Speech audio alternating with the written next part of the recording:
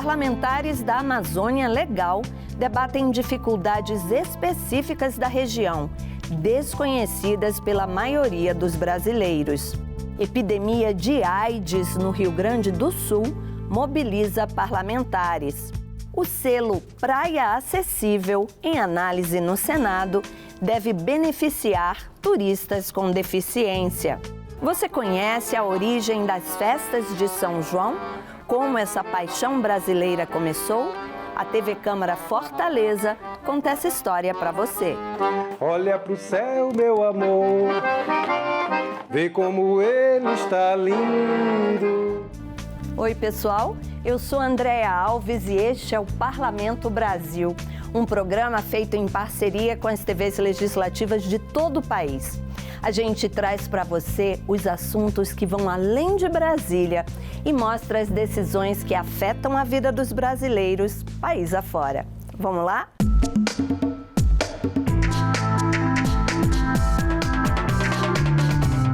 Os estados que compõem a Amazônia Legal compartilham uma série de dificuldades que são muitas vezes desconhecidas pela maioria dos brasileiros, como, por exemplo, questões ambientais e a falta de voos diretos entre as cidades da região. Parlamentares dos estados da região norte e de Mato Grosso e Maranhão debateram esses e outros assuntos em vários encontros. Um deles foi no Acre. A TV Assembleia Roraima cobriu o evento. A aviação comercial na região norte foi a pauta principal da terceira reunião do Parlamento Amazônico, realizada no plenário da Assembleia Legislativa do Acre. A dificuldade de acesso às cidades na Amazônia por meio do transporte aéreo é um problema não só do Acre, mas também do estado de Roraima. Hoje, para chegar aos estados da região, é necessário fazer uma conexão de pelo menos 10 horas em Brasília, o que torna o processo cansativo e caro. Hoje, quem vem de Rondônia para cá, ou vem de carro, ou tem que ir para Brasília para poder chegar até Rio Branco. E nós vemos aqui tão próximo, do lado, de um estado do outro. A mesma coisa é a Amazônia, o estado de Roraima. Então, a aviação na região norte, ela precisa ser aprimorada. Os deputados Armando Neto, Harrison Barbosa e Isamar Júnior estiveram na reunião e comentaram os problemas enfrentados pelos roraimenses. É muito importante a gente estar aqui, vir conversar com os outros deputados da Amazônia, para a gente desenvolver, na verdade, a Amazônia, levar, o desenvolvimento para todos os habitantes da Amazônia, terra, produção. Então isso a gente vem discutindo aqui nesses parlamentos e a gente sai daqui com uma boa perspectiva que a Amazônia vai mudar sim. De forma virtual, o presidente da Agência Nacional de Aviação Civil, ANAC, Tiago Pereira, participou da reunião e disse que a pandemia e a guerra da Ucrânia e Rússia impactaram nos custos para manter a qualidade dos serviços na região.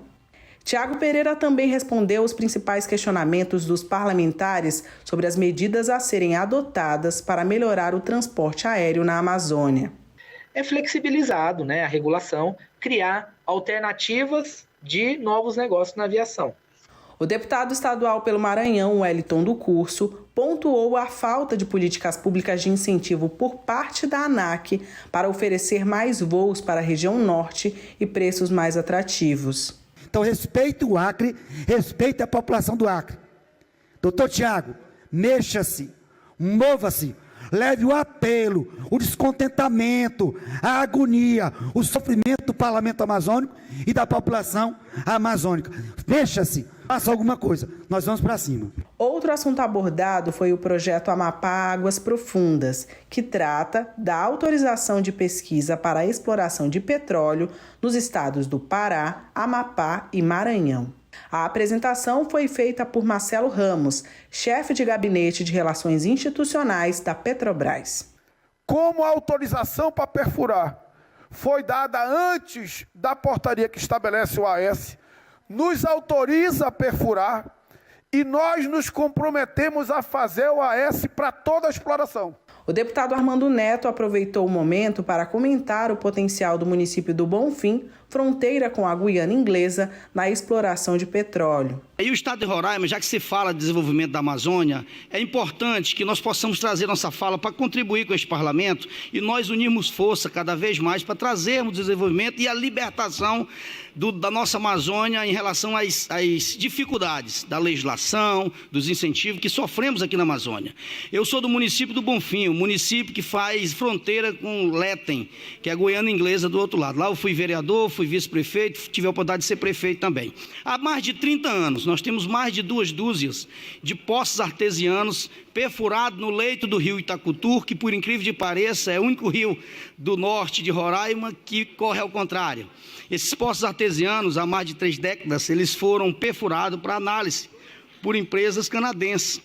E nós temos os relatos, os relatórios, que aqueles poços, tanto de gás natural quanto de petróleo, são riquíssimos, estão esperando lá a boa vontade deste nosso país, do Brasil, ter a atitude de explorar nossas riquezas e transformar isso em benefício para os roraimenses, para esse país e para a Amazônia. E nós estamos lá a ver navio, o tempo passando, as coisas andando e nós ficamos para trás. Além disso, os parlamentares também debateram o elo trinacional entre Brasil, Bolívia e Peru, bem como a retomada do projeto multimodal Manta-Manaus, que pretende desenvolver a rota logística para facilitar o fluxo do comércio entre os países amazônicos. Nós vamos fazer uma carta única e levar ao presidente, Lula, para falar sobre as nossas necessidades, os nossos anseios com a Amazônia, desenvolver a Amazônia.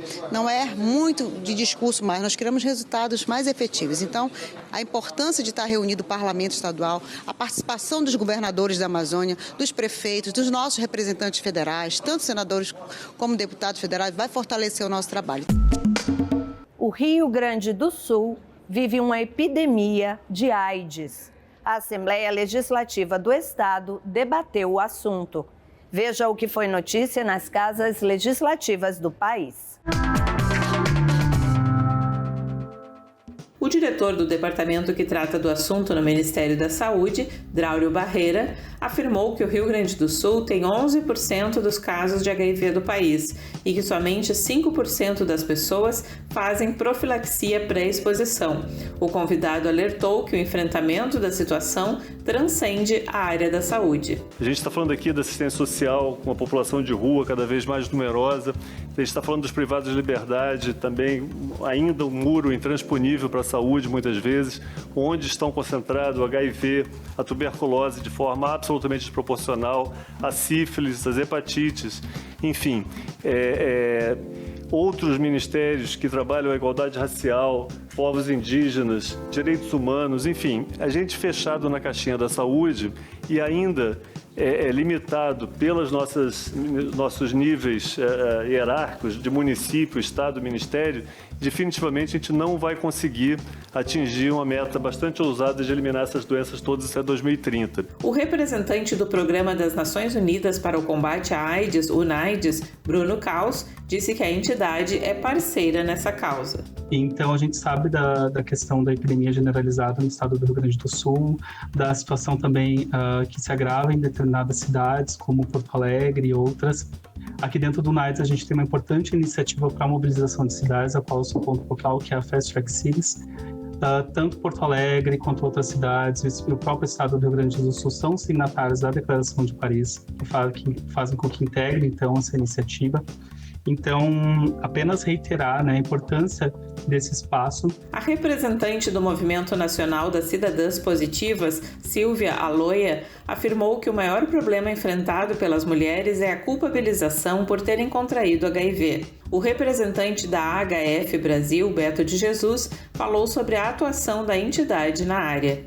A HF está trabalhando em Porto Alegre, em Viamão, desde 2020, a convite do Departamento do Ministério da Saúde, devido à alta mortalidade. Então, nós temos um projeto envolvendo 4 unidades e esse projeto ele está, na verdade, a missão desse projeto é garantir que as pessoas tenham acesso à sua sorologia e que sejam vinculadas o mais rápido possível no serviço. Para isso, a gente disponibiliza equipes com médico, enfermeiro, agente de vinculação, coletor de dados nessas unidades. A representante do Grupo de Apoio e Prevenção à AIDS, o GAPA, Carla Almeida, reclamou da falta de visibilidade social da epidemia. Para ela, esse é um sério problema de saúde pública e merece uma resposta à altura, o que não estaria acontecendo. Já a representante do governo do estado, Letícia Iqueda, assegurou aos presentes que o assunto está na agenda estratégica do Rio Grande do Sul. Também estiveram presentes à audiência a Secretaria Municipal de Saúde de Porto Alegre e o Conselho Municipal dos Direitos Humanos de Porto Alegre, entre outras organizações. A audiência foi proposta pelos deputados Leonel Hadi, Laura Cito e Luciana Genro. Luciana louvou a sensibilidade do governo federal a respeito do tema, mas disse que não é suficiente.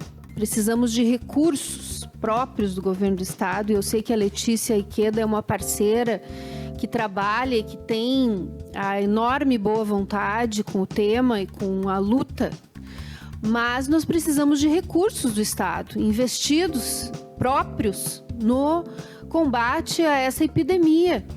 E precisamos que as prefeituras se engajem. A Prefeitura de Porto Alegre, eu sei que a Daila é também uma parceira que tem lutado junto conosco, mas é preciso que haja prioridade. O evento, que foi coordenado pela deputada Laura Cito, do PT, também contou com a participação da deputada federal Maria do Rosário. Entre os encaminhamentos propostos por Laura estão uma reunião com o governador e com a secretária da Saúde. As comissões do Cumpra-se de combate às discriminações da Alerj se reuniram com representantes do Judiciário, do Governo, universidades e movimentos sociais para discutir a implementação da lei estadual que introduz o ensino da história dos povos afro-brasileiros e indígenas nas escolas públicas e privadas do ensino fundamental e médio no Rio de Janeiro. O objetivo foi debater formas de tirar a lei do papel e avançar com políticas públicas antirracistas no Estado. A Lei Federal 10.639 de 2003 já havia incluído no currículo da rede de ensino do país a obrigatoriedade da temática História e Cultura Afro-Brasileira. No entanto, de acordo com o deputado Carlos Mink, 20 anos depois, ainda é preciso cobrar sua implementação nas escolas. Ele destacou, inclusive, que a lei estadual foi aprovada para reforçar e aprimorar essa legislação no estado do Rio. E lembrou que é fundamental que o legislativo siga atento a essas questões e cobre o cumprimento dessas leis. Já tinha a lei federal, nós fizemos uma estadual que ampliou essa lei, colocando o Conselho dos Direitos dos Negros, o Conselho Indígena, aliás, todos participantes dessa audiência pública. Algumas leis demoram muitos anos para serem cumpridas, mas é assim, a gente tem que pressionar para transformar a lei em direito e ensinar nas escolas as culturas africanas, as culturas indígenas, ajuda a combater o racismo e a violência. Então essa audiência foi um passo desse Cumpra-se, que estava aqui a Secretaria Estadual de Educação Municipal, que aliás já está cumprindo em boa parte essa lei. Então o Cumpra-se está avançando, é o que a gente quer. As representantes da Secretaria Estadual e Municipal de Educação informaram as ações que já vêm sendo desenvolvidas no estado e no município sobre essa temática. A gerente de Relações Étnico-Raciais da Secretaria Municipal de Educação destacou os cursos para educação infantil e ensino fundamental, além da formação de professores. Em parceria com a Escola de Formação Paulo Freire, que é a escola de formação da rede, que é o Griot Brinque Conta, que são para profissionais de educação infantil, que a gente já teve um retorno muito positivo de professores colocando em prática essa educação antirracista pautada nas leis, e o IATI, COECO, Batuques e Movimentos para o ensino fundamental, que também a gente teve um retorno muito positivo aí nessas formações, em parceria com a FRJ, que será aos sábados no MUCAB, a formação do GPA, que é um curso de extensão que vem com o diploma da UFRJ, mas é em parceria com a GERER, e a gente acredita na formação. Diversas representações lembraram o quanto a cultura racista ainda está enraizada na população.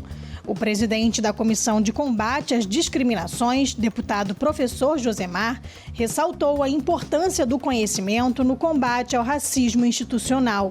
Segundo ele, a grande maioria da população desconhece a história do Brasil e não sabe o nome de um quilombo, por exemplo. É porque os materiais didáticos, toda a estrutura do ensino, ela não apresenta a questão quilombola, não apresenta a história do povo negro no Brasil e muito menos do povo indígena. Então é importante que a gente possa acompanhar, possa ver nas escolas, possa ver nas secretarias municipais de educação como está sendo o cumprimento e o funcionamento dessa lei. Queremos valorizar a memória, a história, a cultura e os saberes do nosso povo.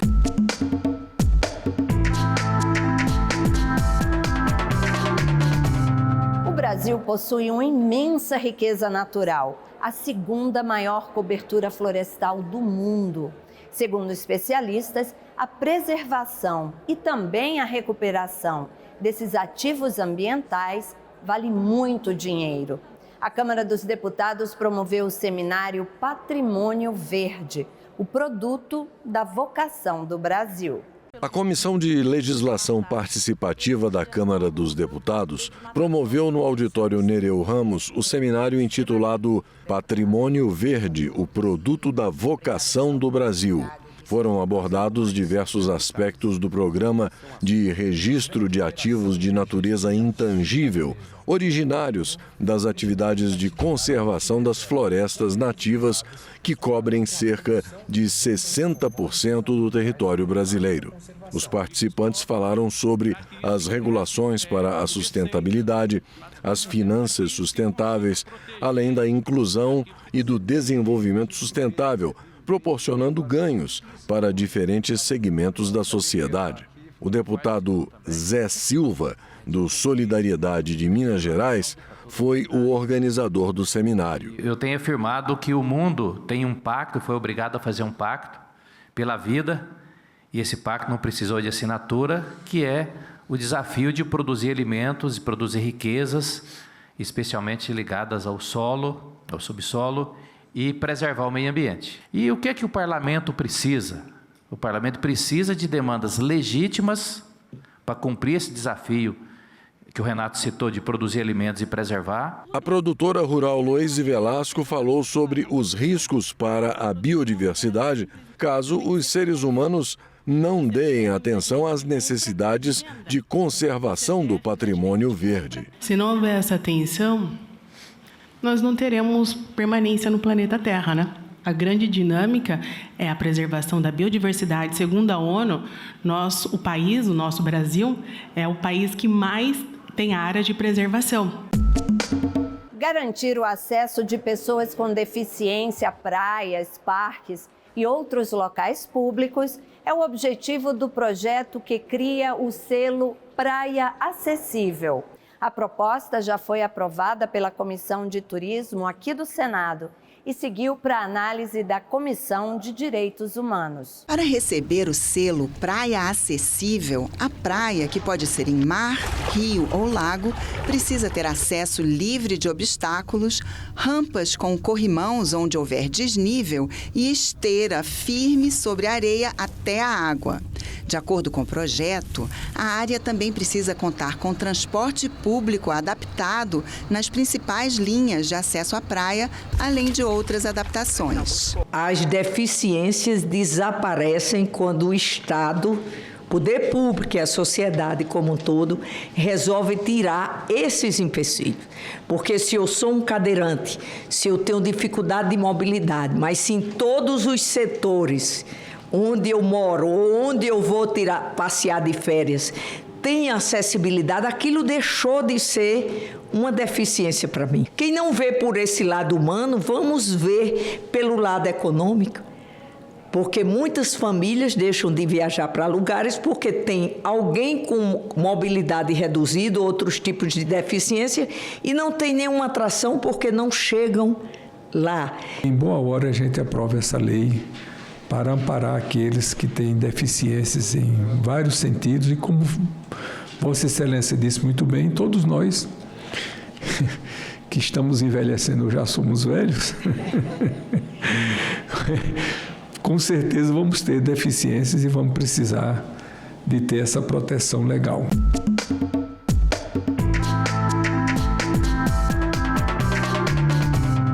Você sabe a origem dos festejos juninos? Como tudo isso começou?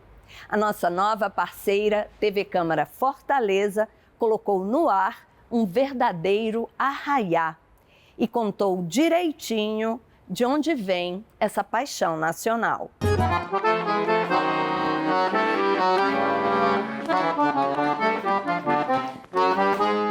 Olha pro céu, meu amor, vê como ele está lindo. É impossível ouvir a composição de Luiz Gonzaga e não relembrar dos símbolos das festas juninas. As comidas típicas, o ritmo do forró, as quadrilhas e até as superstições acompanham a evolução da festa popular da cultura nordestina. Essa comemoração foi trazida para o Brasil por influência dos portugueses no século XVI, com o objetivo de obter bons frutos durante o período da colheita. Essas festas elas foram trazidas para cá durante a colonização e estava sempre se reportando a festas de colheita. Antigamente, antes da cristianização, as festas eram relacionadas aos cultos agrários, né, do solstício de verão. E os povos que habitavam na Europa, eles faziam festas da colheita.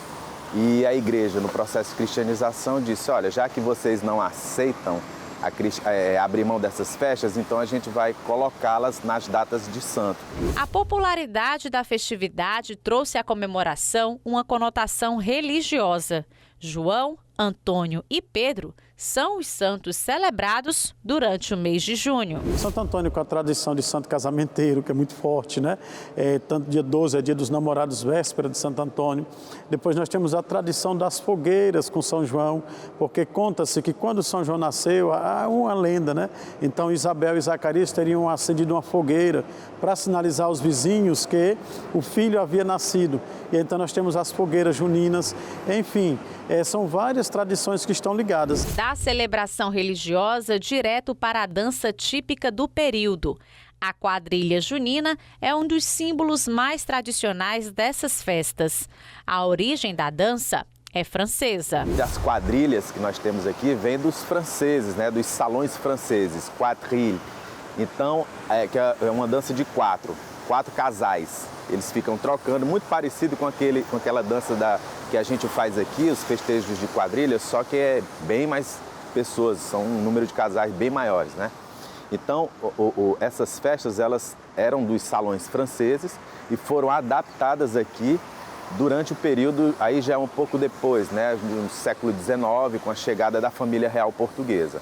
Desde que as festas juninas foram trazidas para o Brasil, ela acabou sofrendo influência de várias culturas, como a indígena e a africana. Os alimentos à base de milho são um dos mais preparados durante o período. No Brasil, a tradição junina é aclamada na região Nordeste, uma localização geográfica que nos deu a riqueza de uma comemoração tão rica de símbolos e significados. Eu acredito que seja mais forte por conta da presença da primeira leva de colonizadores aqui. E também porque coincide com o período em que nós temos as chuvas da primeira quadra, que aqui a gente chama de inverno, né? Mas na verdade é de verão.